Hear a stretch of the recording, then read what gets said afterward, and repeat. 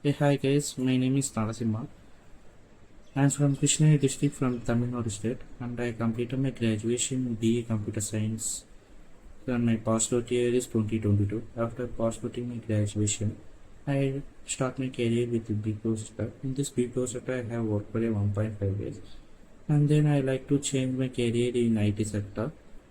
And then I got a internship program from Evision Techno.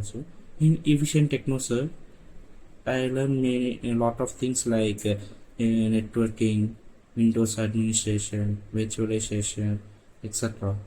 After completing my internship program, I get many calls from various companies. Now I am got a place in Kyndryl, and I am very happy about it. And then I thank to Evision Techno sir. Thank you for Evision Techno sir HR team. Now I am got a place in Kyndryl. So thank you guys.